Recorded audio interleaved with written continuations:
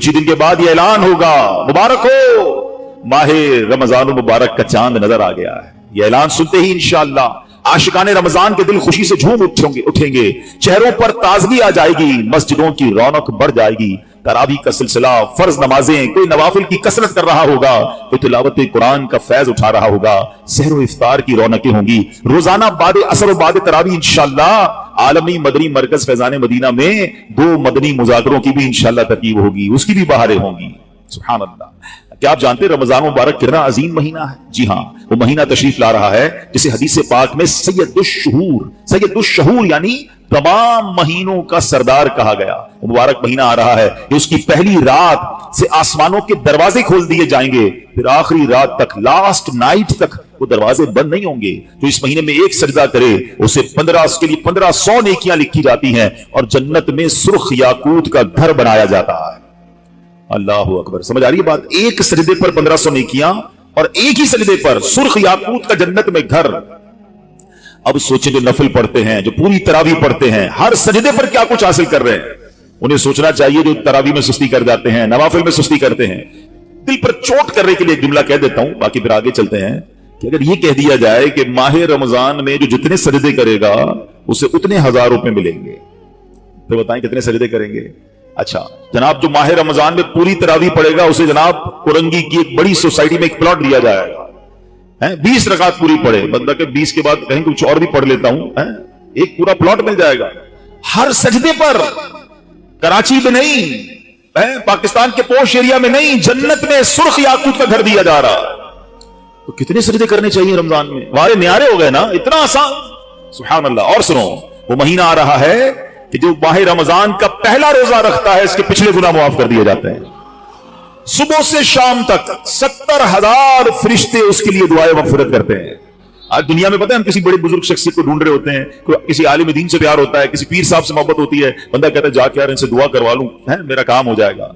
अल्लाह के फरिश्ते, और वो भी कितने, 70,000 सुबह से शाम तक रोजादार के लिए दुआएं कर रहे हैं। सुभान अल्लाह। जिसमें नफल का सवाब फर्ज के बराबर, फर्ज का सवाब 70 गुना बढ़ा दिया जाएगा। रमजान मुबारक की जब पहली रात आती है, अल्लाह पाक इस उम्मत की तरफ नजर रहमत फरमाता है, और जिस पर अल्लाह नजर रहमत फरमाए उसे कभी अजाब ना देगा। इससे बड़ा क्या पता चल रहा है? 2-3 बातें आ गई हैं कि पहली रात बड़ी इंपॉर्टेंट है, आखिरी रात तो है इंपॉर्टेंट, वो बाद में बताऊंगा, मगर चूंकि अभी पहली रात आने वाली है ना, first night of Ramzan is very important. आपने सुना उस रात हमें ये 2 रकअतें पढ़नी है, फिर फरमाया इस रात अल्लाह जिस पर नजर रहमत फरमाएगा उस पर कभी अजाब नहीं होगा, और फिर क्या फरमाया कि पहली रात आसमानों के दरवाजे खोल दिए जाते हैं। सुभान अल्लाह। तो ये खास रात है। फरमाया इस मुबारक महीने में बख्शिश के परवाने बांटे जाएंगे। कौन सा वक्त बड़ा सेंसिटिव है? जो इफ्तार का वक्त है ना, ये बड़ा सेंसिटिव है, बड़ा हसास, बड़ा खूबसूरत वक्त है। हदीस पाक में आता है, इसका मजमून है हर रोज इफ्तार के वक्त 10 लाख गुनाहगारों की बख्शिश की जाएगी। और इस मुबारक महीने में जब जुमा आएगा ना, कल भी जुमा है मगर वो शाबान का है, इंशाअल्लाह अल्लाह रमजान तक हमें जिंदा रखे, सेहत और आफियत के साथ अता फरमाए। इंशाअल्लाह जो अगला जुमा होगा, रमजान में जितने जुमे होंगे, फरमाया तब तो वारे न्यारे हो जाएंगे। जुमेरात की मगरिब से लेकर गुरूब आफ्ताब से जुमे के गुरूब आफ्ताब तक, ये जो 24 आवर्स हैं, ये जो दिन रात है, फरमाया हर घड़ी में 10 लाख गुनाहगार जहन्नम से आजाद कर दिए जाते हैं। और वो भी कौन से? जिन पर जहन्नम वाजिब हो चुकी थी, गुनाहों की वजह से जिन पर जहन्नम वाजिब हो गई, वो गुनाहगार बख्शे जाएंगे। अल्लाह अकबर। अब सोचो ये रमजान कैसा महीना है, इसकी कितनी खुशी होनी चाहिए, कितनी प्रिपरेशन होनी चाहिए। इफ्तार का वक्त इतना नाजुक वक्त है कि 10 लाख बख्शे जा रहे हैं। हम इफ्तार में किस काम में लगे रहते हैं? भाई समोसे आगे के नहीं आए, पकौड़े आगे के नहीं आए, शरबत कहां है, दही बल्ले कहां है, फला चीज कहां है, घर में अफरा तफरी मची होती है।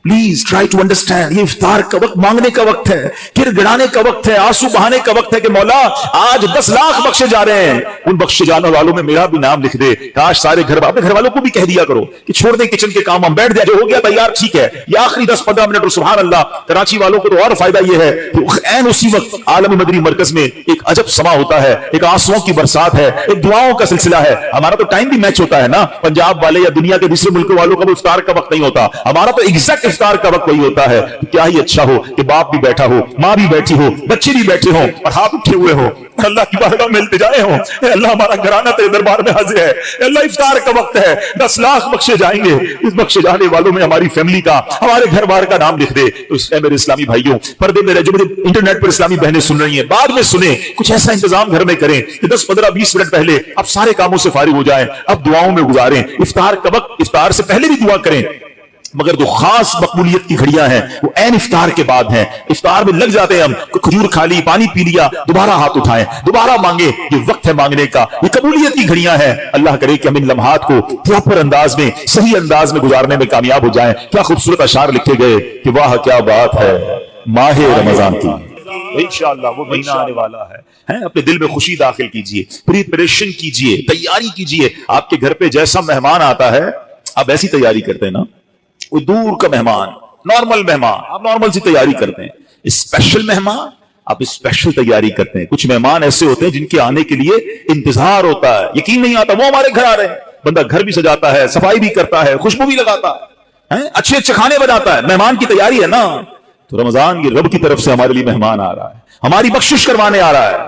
हमें अपने आप को सजाना है, अपने अपने किरदार को सजाना है। अपनी सेहत का भी इसलिए ख्याल रखो कि मैं अब ऐसे उल्टे सीधे खाने ना खाऊं रमजान से पहले। पता है जिसकी शादी होने वाली होती है तो दूल्हे को लोग कहते हैं भाई जरा ख्याल रखना, शादी वाले दिन बीमार मत हो जाना है। एक हफ्ता पहले से एहतियात करवाते हैं, ज्यादा सफर नहीं करवाते, ज्यादा थकन वाला काम नहीं करवाते।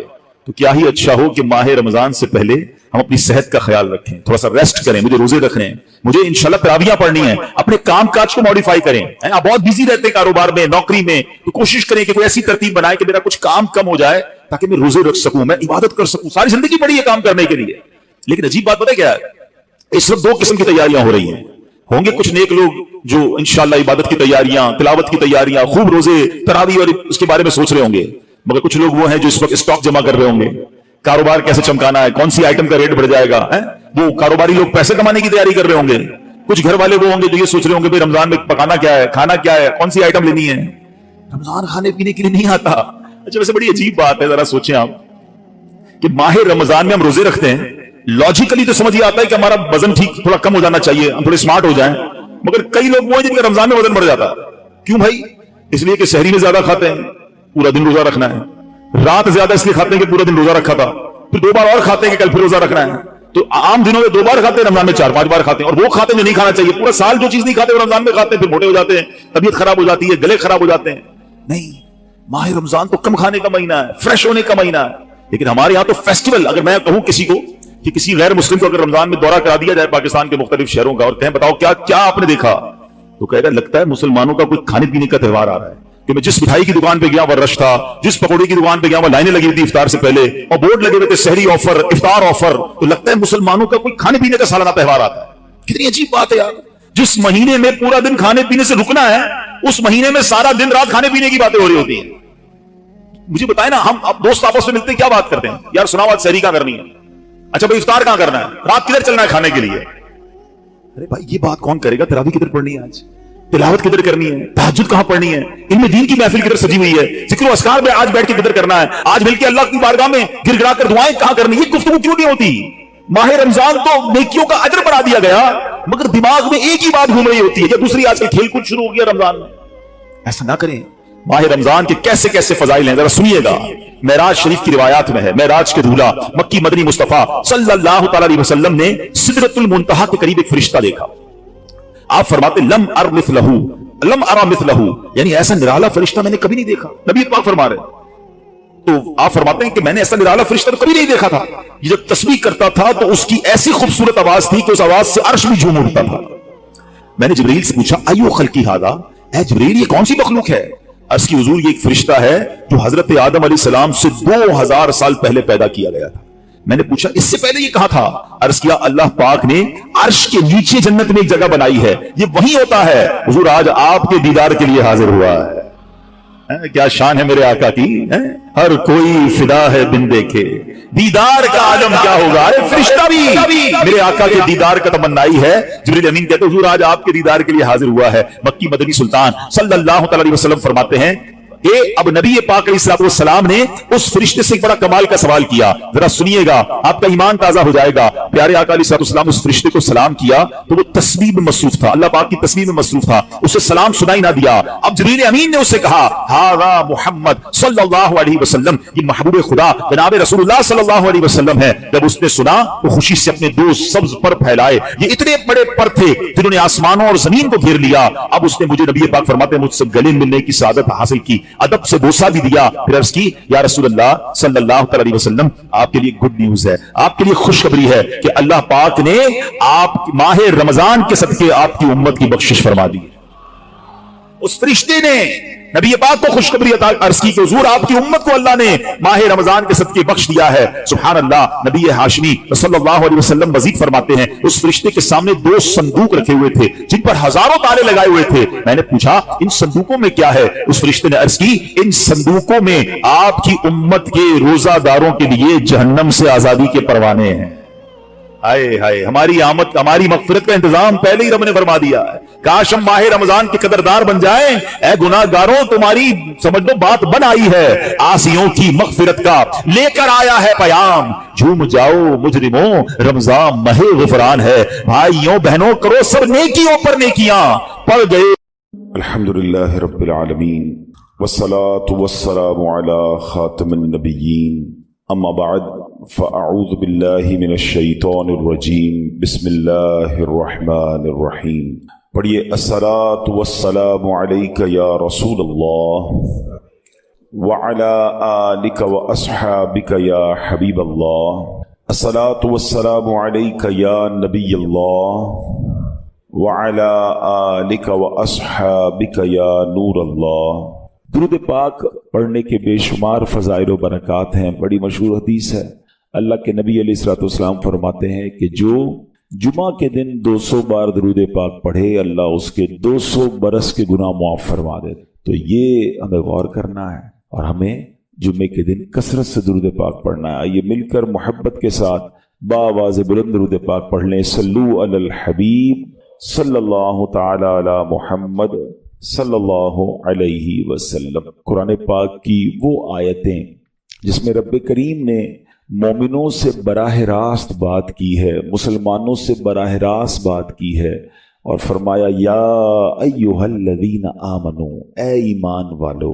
وہ ہم نے انشاءاللہ سیریز کو لے کے چلنا ہے اور ہم نے اس بیان کا یا اس ٹاپک کا نام رکھا ہے قرآن کی باتیں. تو پہلی آیت ہم کور کر چکے تھے جس میں نبی پاک علیہ الصلوۃ والسلام کی شان بڑے شاندار انداز میں سورہ بقرہ کی وہ آیت تھی جس میں ہمیں یہ بتایا گیا تھا کہ اے ایمان والو, پیارے آقا سے بات کیسے کرنی ہے. ان کو راعنا نہیں کہنا, ان کو انظرنا کہنا ہے. آج جو ہم نے آیت پڑھنی ہے قرآن پاک کی, جس آیت کو سمجھنا ہے, یہ بھی قرآن پاک کی سورہ بقرہ کی آیت ہے. پارہ نمبر 2 ہے اور آیت نمبر 153 ہے. بیوٹیفل آیت and so many good lessons from that آیت. اب وہ آیت کون سی ہے؟ بسم اللہ الرحمن الرحیم. یا ایھا الذین آمنوا استعینوا بالصبر والصلاۃ ان اللہ مع الصابرین. ترجمہ اس کا کیا ہے؟ اے ایمان والو, صبر اور نماز سے مدد مانگو, بے شک اللہ صابروں کے ساتھ. اب یہاں بہت خوبصورت باتیں ہمیں سیکھنی ہیں کہ صبر اور نماز سے مدد مانگو. قرآن ہمیں راستہ بتا رہا ہے کہ آپ کو ہیلپ چاہیے تو صبر اور نماز کے ذریعے آپ نے ہیلپ لینی ہے. اب اس کا مطلب یہ ہوا کہ عبادات کی ادائیگی, گناہوں سے رکنے اور نفسانی خواہشات پورا نہ کرنے پر صبر کیا جائے. اور نماز چونکہ تمام عبادات کی اصل ہے, اہل ایمان کی معراج ہے, اللہ اور بندے کے درمیان ایک بیوٹیفل کانٹیکٹ ہے, تو اس لیے اس سے بھی مدد طلب کرنے کا حکم دیا گیا ہے. یہ بھی یاد رہے کہ بدن پر باطنی اعمال میں سب سے سخت صبر ہے اور ظاہری اعمال میں سب سے مشکل نماز ہے. یہ بڑی اہم بات ہے.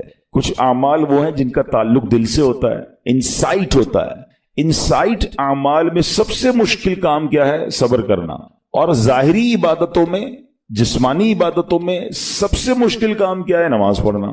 تو یہ دو اہم کام دیے گئے کہ صبر اور نماز سے مدد چاہو. اچھا, اب ہم دیکھتے ہیں کہ صبر اور نماز سے مدد ملتی کیسے ہے. اور سرکار دو عالم